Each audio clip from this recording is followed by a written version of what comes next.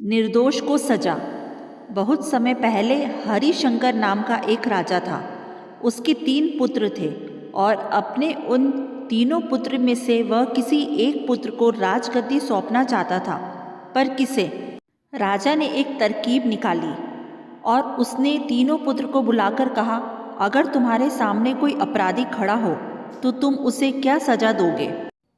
पहले राजकुमार ने कहा कि अपराधी को मौत की सजा दी जाए, तो दूसरे ने कहा कि अपराधी को काल कोठरी में बंद कर दिया जाए। अब तीसरे राजकुमार की बारी थी।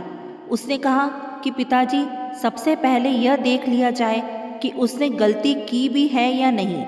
इसके बाद उस राजकुमार ने एक कहानी सुनाई। किसी राज्य में राजा हुआ करता था। उसके पास एक सुंदर सा तोता था। वह तोता बड़ा बुद्धिमान था। उसकी मीठी वाणी और बुद्धिमत्ता की वजह से राजा उससे बहुत खुश रहता था। एक दिन की बात है कि तोते ने राजा से कहा कि मैं अपने माता पिता के पास जाना चाहता हूँ। वह जाने के लिए राजा से विनती करने लगा।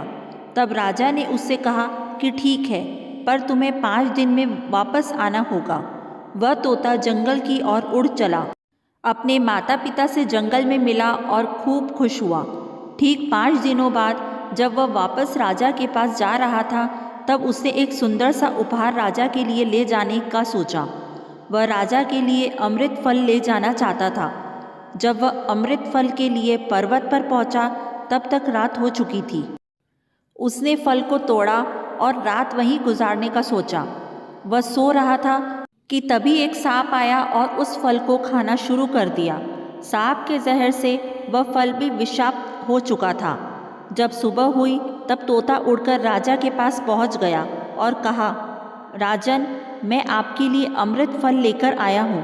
इस फल को खाने के बाद आप हमेशा के लिए जवान और अमर हो जाएंगे। तभी मंत्री ने कहा कि महाराज, पहले देख लीजिए कि फल सही भी है या नहीं।